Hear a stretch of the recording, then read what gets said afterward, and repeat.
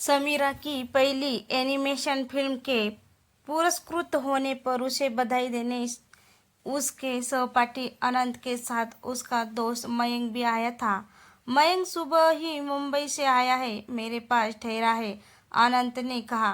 तुम्हें मुबारक देने आना जरूरी था, लेकिन मयंक को अकेला कैसे छोड़ता, इसलिए साथ लेके आया। बहुत अच्छा किया, मुझे भी इनसे मिलकर अच्छा लगा। समीरा मयंक की और मूडी। वैसे दिल्ली किस सिलसिले में आना हुआ? नौकरी की तलाश में। बेहतर नौकरी की तलाश कहो यार, अनंत ने बात काटी। यह उस लोकप्रिय टीवी चैनल में प्रोग्राम प्लानर है जिसके सीरियल वर्षों तक चलते हैं और भाई को कुछ नया करने को नहीं मिलता, इसलिए चैनल बदल रहा है। अच्छा, तो आप भी हमारी ही बिरादरी के हैं? जी हाँ, तभी तो आनंद से दोस्ती है। तुम्हारे से भी हो सकती है, अगर तुम इसे भी इनाम मिलने मिलने की खुशी की दावत में शामिल कर लो तो, अनंत ने कहा। और मुझे तो दावत आज ही चाहिए समीरा। ज़रूर, पहले घर पर ही सीता काकी के बनाए गाजर के हलवे से मुंह मीठा करो, फिर खाना खाने बाहर चलेंगे। समीरा चहकी। फिर कुछ ही देर में एक प्रौढ़ महिला चाय और नाश्ता ले आई। मज़ा आ गया, मयंक ने नाश्ता करते हुए कहा। बाहर कहीं खाने जाने के बजाय घर पर ही क्यों न खाना खाए अनंत? भाई, मैं तो रोज रोज बाहर खाना खाकर आजिज आ चुका हूँ। अगर समीरा को खिलाने में परेशानी न हो तो मैं भी बाहर के बजाय घर पर ही अरहर की दाल और चावल खाना पसंद करूँगा। बिटिया को काहे की परेशानी, मैं हूँ ना सब बनाने को, सीता काकी बोली। दाल चावल के साथ और क्या बनाऊँ? भुनवा, आलू प्याज का रायता और रोटी, कहकर मयंक समीरा की ओर मुड़ा। सीता काकी तुम्हारे साथ ही रहती है समीरा? हाँ, काकी के रहने से घर वाले भी निश्चिंत हो गए, यानी अब शादी का तकाजा नहीं करते। मयंक ने चुटकी ली। उसका अभी सवाल ही नहीं उठता। मेरे बड़े भाई की शादी के बाद मेरी तरफ ध्यान देंगे। भैया सिर्फ मेरी पसंद की लड़की से शादी करेंगे और फिलहाल तो मैं अपने करियर में पैर जमाने में इतनी व्यस्त हूँ कि भैया के लिए लड़की पसंद करने की फुर्सत ही नहीं है।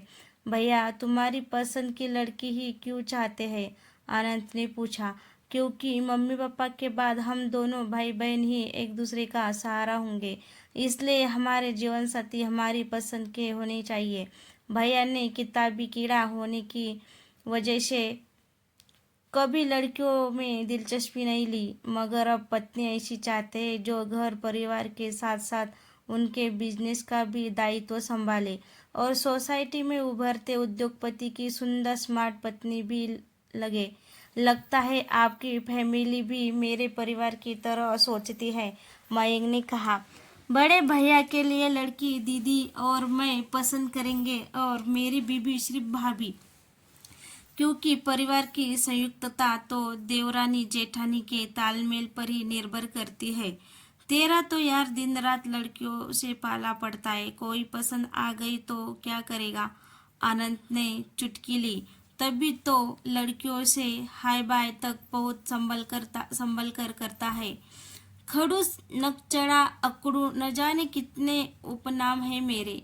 भाभी आ जाए फिर आंखों से माँ बहन का चश्मा उतार कर आसपास देखूंगा कि कोई भाभी की कसौटी पर उतरने लायक है या नहीं।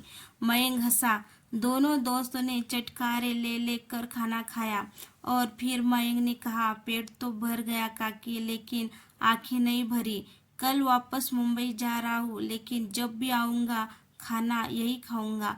कुछ सप्ताह के बाद आनंद ने बताया कि मयंक रविवार सुबह दिल्ली आ रहा है। उप शुक्रवार शाम को मैं आगरा जा रही हूँ। समीरा के मुंह से बेखास्त निकला। भैया के लिए एक रिश्ता आया है। लड़की भैया के लिए उपयुक्त है, लेकिन रिश्ता पक्का मेरे पसंद करने के बाद होगा, इसलिए मेरा जाना जरूरी है। वापस कब आओगे? नहीं हो सकेगा। वह रास्ते भर इसी बारे में सोचती रही। सुनील को मधुलिका का विवरण और फोटो इतना अच्छा लगा कि उसने और जगह मना करवा दिया। कहने लगा कि मेरी पसंद समीरा को भी ज़रूर पसंद आएगी। मैंने बताया तभी मधुलिका के मामा जो रिश्ता करवा रहे थे का फोन आया। देखिए कृपा शंकर जी, आपके इस आश्वासन पर कि आज आपकी बेटी आ जाएगी, मैंने देवराज जीजाजी को सब परिवार बुला लिया है। मेरी बेटी आ गई है। राघव जी, कृपा शंकर ने बात काटी।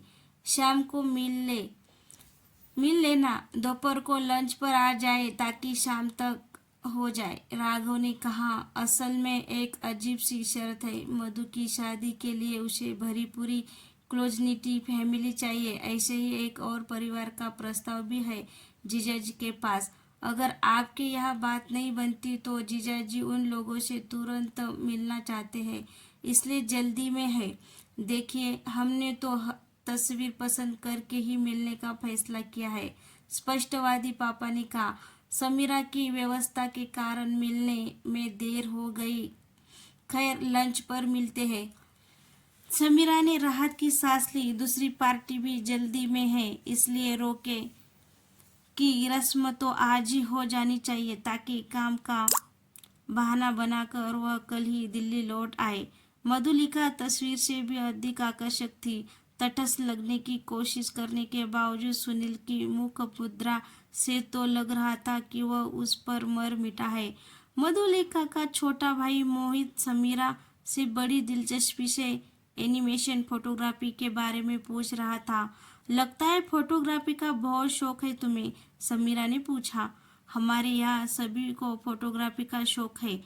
मधु दीदी से तो पापा ने एमबीए करने के बजाय फोटोग्राफी का प्रोफेशनल कोर्स करने को कहा भी था।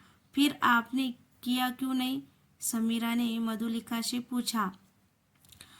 उससे एक तरह से यावर बनना पड़ता है और मुझे भरे पूरे परिवार में रहना पसंद है, लेकिन परिवार में रहते हुए तो आपकी अपनी प्रतिभा का पूर्ण विकास नहीं हो सकता है। अकेले रहते हुए या कहिए आज की न्यूक्लियर फैमिली में केवल व्यावसायिक पहलू को ही प्राथमिकता मिलती है। दूसरी सभी योग्यताएं या शौक तो समय की कमी या समझौतों की बलि चढ़ जाते हैं। दहेज या रूढ़िवादी वाले मामलों को छोड़ दे तो संयुक्त परिवारों में रहने वालों के न्यूक्लियर फैमिलीज में अधिक तलाक होते हैं। मधुलिका मुस्कुराई। वैसे अगर आप में प्रतिभा है और आपको संतुलित वातावरण मिलता है तो फिर आपकी प्रतिभा को कहीं भी निखरने में देर नहीं लगेगी। फैमिली और प्रोफेशनल लाइफ क्लैश नहीं करेगी। अगर आप दोनों में तालमेल बनाकर रखें तो कभी नहीं, मगर यह तभी हो सकता है जब आपको दोनों से प्यार हो। तब लगता है खुश रखोगी मेरे भैया को, समीरा मुस्कुराकर बोली। मैं किसी व्यक्ति विशेष की खुशी में नहीं, पूरे परिवार की खुशी में यकीन रखती हूँ, मधुलिका ने बड़ी बेखौफी से कहा। देवराज जी, कृपा शंकर ने हाथ जोड़ा। तो फिर रोके की रस्म कर दे। कल शाम को करेंगे, खूब धूमधाम से। मैंने इवेंट मैनेजमेंट वालों से बात की हुई है। अभी फोन पर कह देता हूँ कि शानदार समारोह का आयोजन शुरू कर दे। हमारे बगीचे में आप लोग भी अपने परिचितों को आमंत्रित कर लीजिए। राघव जी, एक ही बेटा है हमारा। अंत इसकी शादी की छोटी से छोटी रस्म भी बड़े धूम धड़ाके से होगी। समीरा चौंक पड़ी कि तो फिर वह कल सुबह दिल्ली कैसे जाएगी। कल शाम को तो उसे जैसे भी हो दिल्ली में रहना ही है। ये रोके की रस्म इतनी हड़बड़ाहट में करने की क्या ज़रूरत है पापा। पहले लड़के और लड़की को एक दो बार आपस में मिलने बात करने दीजिए, समीरा बोली। फिर अगले सप्ताह इत्मीनान से तैयारी करके दावत और रोका करिएगा। अगले सप्ताह तक हम यहाँ नहीं रुक सकते, मधुलिका की माँ बोली। ये तो आज शाम को ही निकलना चाह रहे हैं क्योंकि सोमवार को इनकी ज़रूरी मीटिंग है और मोहित का प्रोजेक्ट प्रेजेंटेशन तो शाम को निकल जाओ आंटी। मैं भी कल जा रही हूँ। अगले सप्ताह हम सब फिर आ जाएंगे दावत और रस्म के लिए हमारी चैकी। तो फिर तुम्हारे लड़के लड़की को अकेले मिलवाने के प्रस्ताव का क्या होगा? राघव बोले। लड़की को रोक लो अंकल, और अगर यह नहीं हो सकता तो भैया को जयपुर घूमने भेज दो, समीरा ने सुझाव दिया। यह बढ़िया रहेगा, देवराज ने कहा। हम तो आपको जयपुर बुलाना चाहते ही है, अपने गरीब खाने पर। हम फिर भी कभी आएंगे देवराज जी। फिलहाल तो सुनील अकेला ही आएगा, कृपा शंकर ने कहा। मैं भी नहीं जा सकता पापा। अगले सप्ताह प्रदूषण नियंत्रण विभाग वाले फैक्ट्री का निरीक्षण करने आ रहे हैं, सुनील बोला। ज्यादा भाव मत खाओ भैया, पापा है ना, संभाल लेंगे सब, समीरा बोली। नहीं समीरा, मुझे प्रदूषण नियंत्रण के बारे में कुछ भी मालूम नहीं है, कृपा शंकर बोले। भैया भैया से समझ लेना पापा। अब भी तो चलिए, इन लोगों को भी आज ही जयपुर के लिए निकलना है। समीरा उठ खड़ी हुई। अगले सप्ताह रोके की दावत पर मिलेंगे सब। समीरा को लगा कि सुनील और मम्मी रोके की रस्म टलने से खुश नहीं है, लेकिन इस समय तो उसे केवल अपनी खुशी से मतलब था, जो दिल्ली जाकर मयंक से मिलने पर ही मिलेगी। रास्ते में ही मम्मी पापा दावत की रूपरेखा बनाने लगे, जो घर पहुंचने तक बहस में बदल गई। दावत में गाने बजाने के आयोजन पर दोनों में मतभेद था। इससे पहले कि बहस झगड़े में बदलती, फोन की घंटी बजी। सुनील बराबर के कमरे में फोन सुनने चला गया। बांसुरी बनने से पहले ही बास नहीं रहा, इसलिए आप लोग भी शांत हो जाए। देवराज जी का फोन था। खेद प्रकट करने को कि मधुलिका का रिश्ता मुझसे ही नहीं करेंगे, सुनील ने सपाट स्वर में कहा। ऐसे कैसे नहीं करेंगे, समीरा आवेश में चिल्लाई। मैं पूछती हूँ उनसे वजह, उन्होंने वजह बता दी है जो तुम सुन नहीं सकोगे। क्यों नहीं सुन सकूंगी, बताओ तो। उनका कहना है कि हमारे घर में मम्मी पापा या मेरी नहीं, सिर्फ तुम्हारी मर्जी चलती है। समीरा, बहन के इशारों पर चलने वाले वर को वह अपनी बेटी नहीं देंगे, और आज जो हुआ है उसे देखते हुए उनका सोचना सही है। सुनील का स्वर तल्ख हो गया। तू ठीक कहता है, समीरा ही तो फैसला ले रही थी, सबकी बात काट कर मम्मी ने कहा। अगर मेरे फैसले गलत थे तो आप सही फैसले ले लेती ना उसी समय। एक तो सब काम धाम छोड़कर यहाँ आओ, और फिर बेकार के उल्हाने सुनो। समीरा मुंह बनाकर अपने कमरे से चली गई। कुछ देर के बाद मम्मी यह कहकर वातावरण हल्का करना चाहा कि शादी ब्याह संयोग से होते हैं, किसी के कहने या चाहने से नहीं। सुनील भी यथासंभव सामान्य व्यवहार करने की कोशिश कर रहा था, लेकिन लग रहा था कि उसे गहरा आघात लगा है, जिससे उभरने में समय लगेगा। लेकिन समीरा खुश थी कि उसे अब दिल्ली जाने से कोई रोकेगा नहीं। दिल्ली लौटने पर उम्मीद से ज़्यादा खुशी मिल गई। मयंक ने बताया कि उसे नौकरी मिल गई है। ज्वाइन कब करोगे? कल गाड़ी और फ्लैट की चाबियां भी मिल जाएगी, मगर अभी अनंत के पास ही रहूँगा। मुंबई से सामान लाने के बाद अपने फ्लैट में शिफ्ट करूँगा। फ्लैट है कहाँ? समीरा ने उत्सुकता से पूछा। तुम्हारे पड़ोस यानी डीफेस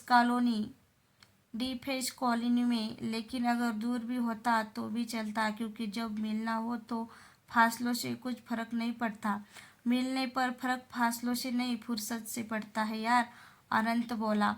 ये भी तो ठीक कहता है, मयंक ने ऊँचा लेकर कहा, क्योंकि ज्वाइन करने से पहले ही चेतावनी मिल गई है कि किसी प्रोग्राम की एडवांस प्लानिंग मत करना। समीरा को अनंत का टोकना अच्छा नहीं लगा, मगर बगैर एडवांस प्लानिंग के फुर्सत का मज़ा तो उठा सकते हैं। That's the spirit Sameera, spirit we always can. Mayank फड़क कर बोला। अनंत कह रहा था तुम अपने भैया के लिए लड़की देखने गई थी। समीरा सकपका गई, बोली मगर भैया फिलहाल शादी करने के मूड में नहीं है। जाने से पहले मयंक ने कहा कि वह कल शाम को फोन करेगा, लेकिन उसका फोन 10 दिन बाद आया। माफ करना, मैं जाने से पहले तुम्हें फोन नहीं कर सका। बॉस ने राजस्थान में लोकेशन हंटिंग का प्रोग्राम बना लिया और हम लोग अगली सुबह ही निकल गए, मयंक ने बताया। वहीं से घर चला गया। प्रियक भैया की सगाई थी, फिर मुंबई से अपना सामान भी ले आया। अब अपने फ्लैट में हूँ, शाम को आऊँगा तुम्हारे घर। यह किस खुशी में? समीरा ने पूछा। प्रियंक भैया की सगाई और अपनी लाइन क्लियर होने की खुशी में। उसके बाद अक्सर दोनों की मुलाकातें होने लगी। फोन पर भी लंबी लंबी बातें होती थी, लेकिन शालीनता की परिधि में कुछ महीने बाद मयंक भाई के विवाह के लिए गया तो समीरा को 1 सप्ताह काटना असह्य हो गया। वो भी आगरा चली गई। मयंक की याद या सुनील भैया का ठंडा व्यवहार और माँ की अनमयंकता के कारण उसे घर में अच्छा नहीं लग रहा था। भैया के लिए कोई लड़की नहीं देख रही माँ? देखो तो। तब जब सुनील शादी के लिए तैयार हो गया था, मैं करवाती हूँ भैया को तैयार। और फिर समीरा ने सुनील से बात करी। मेरी बजाय तू अपनी शादी रचवा समीरा, फिर मैं अपनी शादी की सोचूंगा, सुनील ने सपाट स्वर में कहा। समीरा ने कहना तो चाहा कि सच भैया पर कह न पाई।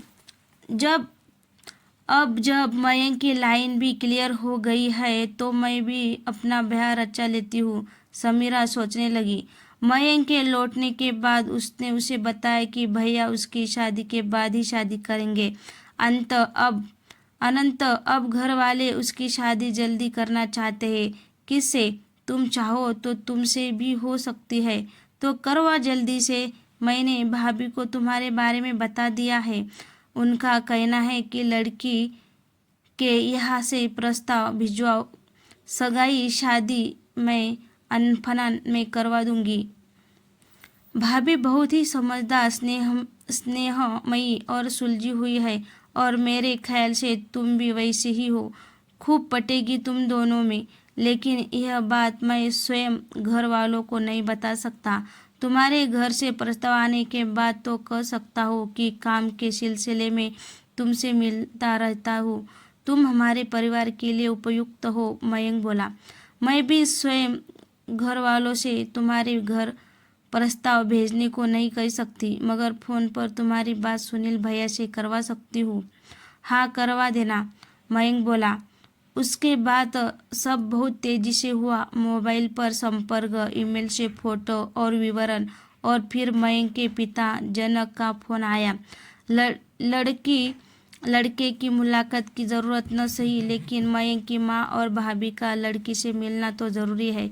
खासकर मयंक की भाभी का देवरानी जेठानी में तालमेल होना आवश्यक है।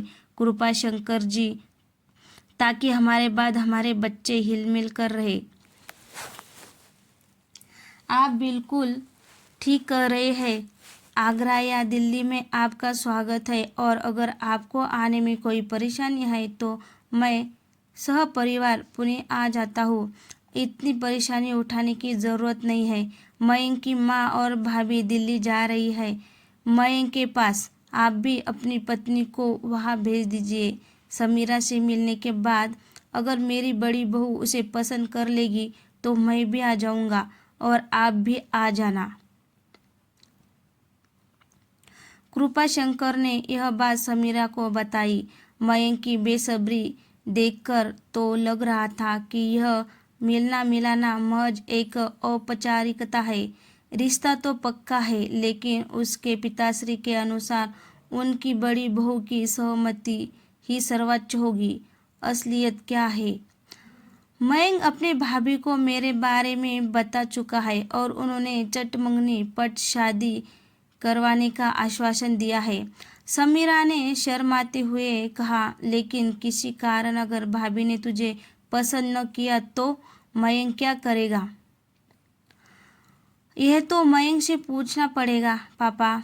पूछने की क्या ज़रूरत है समीरा? सुनील पहली बार बोला। तू भी मधुलिका वाली हिम्मत दिखाना। भाभी के असहमत होने पर अपना प्यार ठुकराने वाले योग से तू स्वयं ही रिश्ता तोड़ लेना। सुनील तुरंत बोला। सुमीरा चौंक पड़ी कि भैया अभी तक मधुलिका को भूल नहीं पाए। सुनील ठीक कह रहा है। भाभी के आज्ञाकारी देवर से तो तेरी निभने से रही तो बेहतर रहेगा रिश्ता जुड़ने से पहले ही तोड़ ले, माँ ने कहा। समीरा को उनका नकारात्मक रवैया अच्छा तो नहीं लगा, लेकिन चुप ही रही। माँ उसके साथ दिल्ली आ गई। शाम को मयंक माँ और भाभी के साथ आने वाला था, इसलिए समीरा ऑफिस से जल्दी आ गई। माँ मेहमानों के लिए नाश्ता लाने ड्राइवर के साथ बाजार चली गई थी। तभी दरवाजे की घंटी बजी। दरवाजे पर मधुलिका को देखकर समीरा चौंक पड़ी। वेशभूषा से लग रहा था कि उसकी शादी हो चुकी है। अचानक आने के लिए माफ़ी चाहती हूँ समीरा, लेकिन तुमसे अकेले में मिलना ज़रूरी था।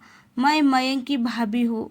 अच्छा, आइए बैठिए। समीरा समझ नहीं पा रही थी कि क्या कहे। तुमने रोके की रस्म रविवार को इसलिए नहीं होने दी थी कि उस रोज़ तुम्हें दिल्ली में मयंक से मिलना था, मधुलिका ने बगैर किसी भूमिका के पूछा। जी हाँ, मगर आपको कैसे मालूम? समीरा हकलाई अटकल से। मधुलिका हंसी। मयंक ने विस्तार से तुमसे पहली और अगली मुलाकात का समय व तारीख बताई थी। फिर जब तुम्हारी तस्वीर देखी तो 2 और 2 जोड़कर 44 बनाना मुश्किल नहीं था। Anyway everything is fair in love end, और वैसे भी मुझे तो इससे फ़ायदा ही हुआ है। पुणे तो खैर आगरा से बेहतर जगह है ही, और प्रियंक की कंपनी भी बड़ी है, जिसमें मेरी प्रतिभा और सक्षमता का पूर्णतया विकास हो सकेगा। सुनील को व्यक्तिगत रूप से नहीं जानती, इसलिए प्रियक से उसकी तुलना नहीं करूँगी, लेकिन प्रियक और उसके परिवार के साथ मैं बेहद खुश हूँ, और इसका श्रेय तुम्हारे और मयंक के प्यार को देती हूँ। मेरे दिल में तुम्हारे लिए कोई कड़वाहट नहीं है, लेकिन मेरे भैया के दिल में तो मेरे लिए है। समीरा ने रोआन से शोर में कहा, और फिर सब बता दिया। जैसी पत्नी तुम्हारे भैया चाहते हैं, वैसे ही एक सहेली है मेरी। तुम्हारी शादी में दोनों की मुलाकात करवा दूंगी, लेकिन मेरी शादी होने देंगी आप मयंक से? समीरा ने हैरानी से पूछा। सब पर अपनी मर्जी थोपने वाली लड़की को आप अपनी देवरानी बनाएंगी? ज़रूर बनाऊंगी समीरा, क्योंकि मुझे मालूम है कि उसने मन मर्जी क्यों की थी, और फिर मयंक भी यह विश्वास होने पर ही कि लड़की स्वार्थ उसके परिवार के उपयुक्त है, उससे शादी कर रहा है। मधुलिका ने गंभीर स्वर में कहा। जीवन में खुश रहना है समीरा, तो बगैर किसी परवाह किए या कड़वी यादों के जीना सीखो। भूल जाओ तुम कभी मुझसे मिली थी। तुम्हारी मम्मी कहाँ है? उनसे भी एक विनती करनी है। मैं भला तुम्हारे लिए क्या कर सकती हूँ? माँ का शोर सुनकर दोनों चौंक पड़ी। तुम्हें आता देख मैं बाजार गई नहीं, दरवाजे के बाहर खड़ी तुम्हारी बातें सुन रही थी। तो फिर तो आप समझ ही गई होंगे कि आप भी मुझसे अजनबी बनकर मिलोगी, और आपके परिवार के अन्य सदस्य भी। अपने मायके वालों को भी मैं आगरा वाली बात भूलने को कह दूंगी। ठीक है बेटिया, दुख तो रहेगा कि तुम मेरी बहू न बन सकी, मगर यह तसल्ली भी रहेगी कि मेरी बेटी को ससुराल में तुम्हारे जैसी सहदा जेठानी मिल रही है, माँ ने विहल स्वर में कहा आहे। तर मित्रांनो, तुम्हाला ही हिंदी कहाणी कशी वाटली? आवडल्यास लाईक कमेंट शेअर करायला विसरू नका, आणि आपल्या चॅनलवर कोणी नवीन असेल तर चॅनलला सबस्क्राईब करा, जेणेकरून माझी प्रत्येक येणारी हिंदी कथा, मराठी कथा तुमच्यापर्यंत पोहोचू शकेल. धन्यवाद.